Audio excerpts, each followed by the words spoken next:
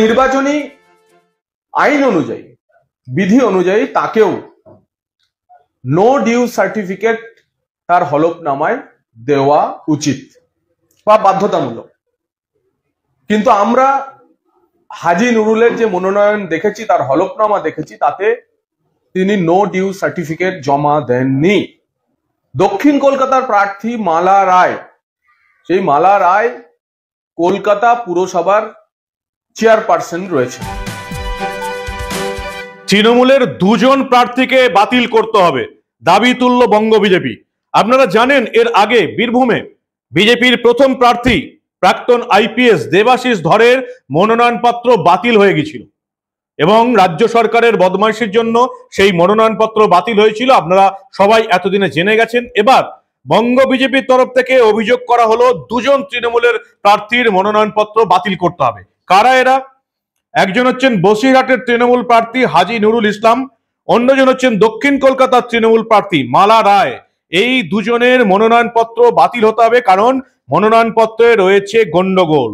বঙ্গ বিজেপির বড় দাবি, সত্যি কি এবার তৃণমূলের দুই হেভিওয়েট প্রার্থীর মনোনয়ন বাতিল হবে? বসিরহাট এবং দক্ষিণ কলকাতায় কি বিনা লড়াইয়ে জিতে যাবে বিজেপি? উঠে গেছে প্রশ্ন। কিন্তু আদৌ কি বাতিল হবে? কি কি কারণে এই মালা রায় এবং হাজী নুরুল ইসলামের প্রার্থী পদ বাতিল করতে চলেছে, করার অভিযোগ করেছে বিজেপি, সবটা দেখাবো আপনাদের, শোনাবো। এই গুরুত্বপূর্ণ প্রতিবেদন শেষ অবধি শুনুন। আমি মানব, দা নিউজ বাংলায় আপনাদের স্বাগত জানাচ্ছি। আপনারা এর আগেই দেখেছেন যে বীরভূমে বিজেপির প্রথম যিনি প্রার্থী ছিলেন, সেই সদ্য প্রাক্তন আইপিএস দেবাশিস ধরের মনোনয়নপত্র বাতিল হয়ে গেছিল।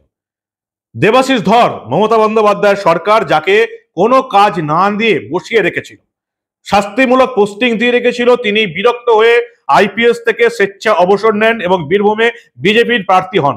তার মনোনয়নপত্র বাতিল হয়ে যায় কারণ তিনি রাজ্য সরকারের কাছ থেকে নো ডিউ সার্টিফিকেট নেননি, সেটা মনোনয়নপত্র দিতে পারেননি, তার মনোনয়ন বাতিল হয়ে যায়। এবং এটা যে মমতা বন্দ্যোপাধ্যায়ের সরকারের কারসাজি এবং নোংরামি, সেটাও পরবর্তীকালে প্রমাণ হয়ে যায়। আর তাই কেন্দ্র নির্বাচন কমিশনের তরফ থেকে এবার এই নো ডিউ সার্টিফিকেট নিয়ে পরিষ্কার ঘোষণা করা হয়েছে, যদি কোনো সরকারি আধিকারিক অবসর গ্রহণের পর নো ডিউ সার্টিফিকেট চান, তাকে 7 দিনের মধ্যে দিতে হবে। এবং শুধু তাই নয়, নির্বাচন উপলক্ষে একজন স্পেশাল অফিসার নিযুক্ত করা হবে, যিনি এই সরকারি আধিকারিকদের যাতে নো ডিউ সার্টিফিকেট পান 3 দিনের মধ্যে, সেটা দেখার জন্য। ভাবুন, মমতা বন্দ্যোপাধ্যায়ের সরকার এতটাই নোংরামি করেছে এই প্রাক্তন আইপিএস দেবাশিস ধরের সঙ্গে, যে কেন্দ্রীয় নির্বাচন কমিশনকে নতুন নিয়ম আনতে হয়েছে। দেবাশিস ধরের মনোনয়ন বাতিল হয়ে যায়। ভাগ্যিস বিজেপি এই খবর আগেই পেয়ে সেখানে অন্য প্রার্থী দিয়েছিল, তাই বিজেপির প্রার্থী সেখানে রয়ে গিয়েছিল, নাহলে সেখানে বিজেপির কোনো ক্যান্ডিডেট থাকতো না। এবার সেই একই অভিযোগ উঠেছে বসিরহাটের তৃণমূল প্রার্থী হাজী নুরুল ইসলামের বিরুদ্ধে।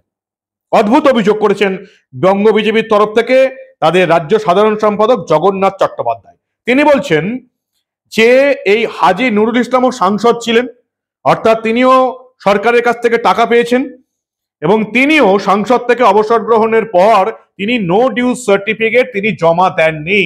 2014-তে তিনি সাংসদ ছিলেন এবং দেখা যাচ্ছে যে নির্বাচন কমিশনের যেটা নিয়ম, 10 বছরের মধ্যে যদি আবার তিনি নমিনেশন ফাইল করেন, তাহলে সরকারি যদি কাজ করেন, সরকারের কাছ থেকে কোনো টাকা তিনি যদি পেয়ে থাকেন, তাহলে নো ডিউ সার্টিফিকেট দিতে হবে। হাজী নুরুল ইসলাম যেদিন তার মনোনয়নপত্র পেশ করেন, সেদিনও 10 বছর হয়নি, কয়েকটা দিন বাকি ছিল। তাই বঙ্গ বিজেপির তরফ থেকে নো ডিউ সার্টিফিকেট না দেওয়ার জন্য বসিরহাটের তৃণমূল প্রার্থী হাজী নুরুল ইসলামেরও প্রার্থী পদ বাতিল করার দাবি করা হয়েছে নির্বাচন কমিশনের কাছে। এবং বসিরহাটের বিজেপির যিনি প্রার্থী, সেই রেখা পাত্র অভিযোগপত্র জমা দিয়েছেন রাজ্য নির্বাচন কমিশনের কাছে। জগন্নাথ চট্টোপাধ্যায়, রাজ্য বিজেপির সাধারণ সম্পাদক, এই হাজী নুরুল ইসলামের প্রার্থী পদ বাতিল করা নিয়ে কি বললেন, ঠিক শুনুন আপনারা। আমাদের বসিরহাট কেন্দ্রের প্রার্থী শ্রীমতী রেখা পাত্রের যে অভিযোগ, সেই অভিযোগ হলো হাজী নুরুল ইসলাম পঞ্চদশ লোকসভার সদস্য ছিলেন, তিনি লোকসভার মেম্বার ছিলেন। সেই পঞ্চদশ লোকসভা শেষ হয়েছে 2014 সালের 18ই মে। হাজী নুরুল ইসলাম এবারে মনোনয়ন দাখিল করেছেন 7ই মে। 2024-এর 7ই মে। নির্বাচনী যে হলফনামা জমা দিতে হয়, সেই হলফনামা অনুযায়ী কোনো প্রার্থীর শেষ 10 বছরের যদি কোনো কারণে কোনো ধরনের সরকারি পরিষেবা নেওয়া বা সরকারের থেকে নেওয়া কোনো বিধিবদ্ধ স্ট্যাটিউটারি বিল বাকি থাকে, সেই বিল তাকে মিটিয়ে দেওয়ার কথা এবং সংশ্লিষ্ট কর্তৃপক্ষের কাছ থেকে তার যে সরকারের ঘরে কোনো বকেয়া নেই তা নির্বাচনী হলফনামায় জানানোর কথা।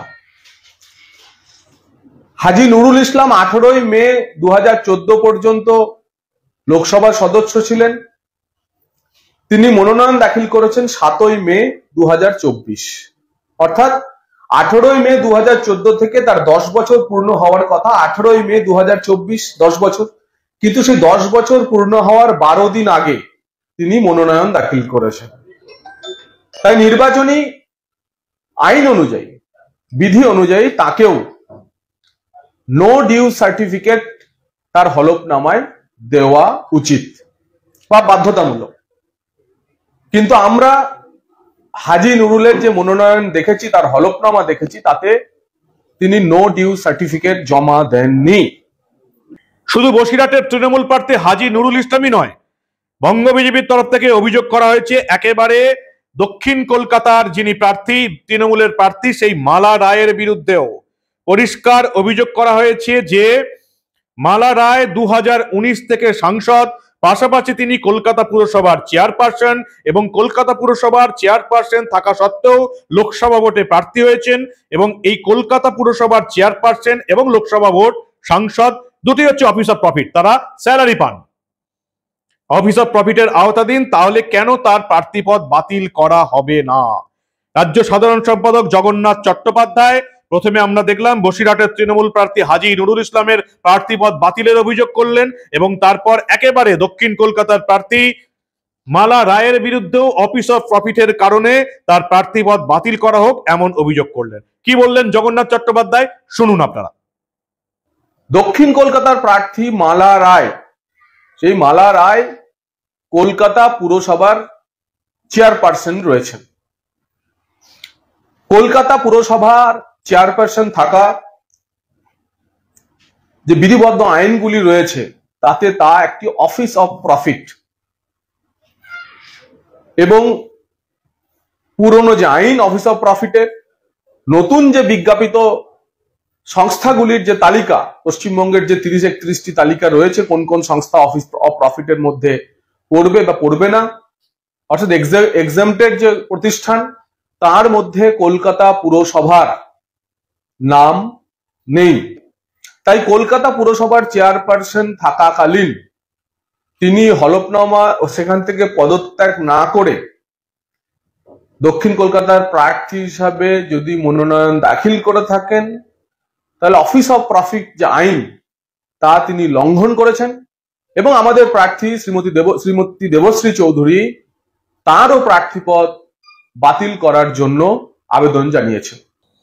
জগন্নাথ চট্টোপাধ্যায় বিজেপি রাজ্য সাধারণ সম্পাদক পরিষ্কার বললেন যে মালা রায় কলকাতা পুরসভার চেয়ারপারসন, অফিস অফ প্রফিটের আওতাধীন, তিনি ওই পদে ইস্তফা না দিয়ে লোকসভা ভোটের প্রার্থী পদের জন্য মনোনয়ন দিয়েছেন, সাংসদ অলরেডি ছিলেন, তার প্রার্থীপদ বাতিল করা হোক, তিনি লাভজনক পদে রয়েছেন।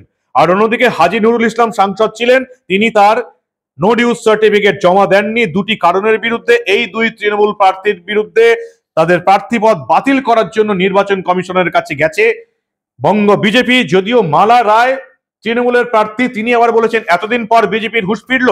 তিনি পরিষ্কার সংবাদ মাধ্যমকে জানিয়েছেন যে যতদিন তিনি সাংসদ ছিলেন ততদিন কলকাতা পুরসভার চেয়ারম্যান থাকাকালীন তিনি অফিসে গেছেন, চেয়ারে বসেছেন, ঠিক কথা, কিন্তু তিনি তার জন্য কোনো মাইনে বা স্যালারি তোলেননি, সেটা কলকাতা পুরসভা প্রমাণ করে দেবে।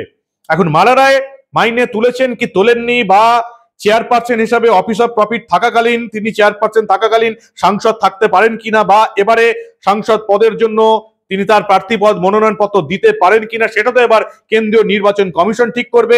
হাজী নুরুল ইসলাম 10 বছরের মধ্যে নো ডিউজ সার্টিফিকেট জমা দিয়েছেন কিনা সেটাও আপাতত ঠিক করবে কেন্দ্রীয় নির্বাচন কমিশন।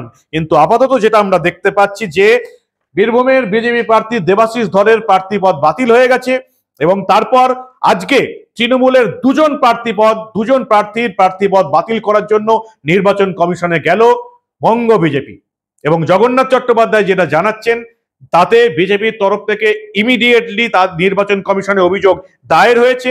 এবার নির্বাচন কমিশন সিদ্ধান্ত নেবে যে তৃণমূলের এই দুই প্রার্থী, বসিরহাটের প্রার্থী হাজী নুরুল ইসলাম এবং দক্ষিণ কলকাতার প্রার্থী মালা রায়ের প্রার্থী পদ বাতিল হবে কিনা সিদ্ধান্ত সম্পূর্ণ কেন্দ্রীয় সরকারের নির্বাচন কমিশন। আপনারা কি বলেন? সবটাই তো দেখছেন, শুনছেন। বিজেপি কি প্রতিবাদ করে প্রতিশোধ নিতে পারবে? এটাই এখন সবচেয়ে বড় প্রশ্ন। বীরভূমের বিজেপি প্রার্থী দেবাশিস ধরের প্রার্থী পদ বাতিল হয়ে গেছে, দেবাশিস ধরের প্রতিশোধ কি নিতে পারবে সেটাই এখন দেখার, নির্বাচন কমিশন কি সিদ্ধান্ত নেয়। আপনারা কি বলেন? আপনাদের মূল্যবান এবং গুরুত্বপূর্ণ মতামত জানান দা নিউজ বাংলার কমেন্ট সেকশনে। আর দেখতে থাকুন দা নিউজ বাংলা। আমরা লোকসভা ভোটের পাশাপাশি এই ধরনের কোনো খবর চেপে রাখতে দেব না।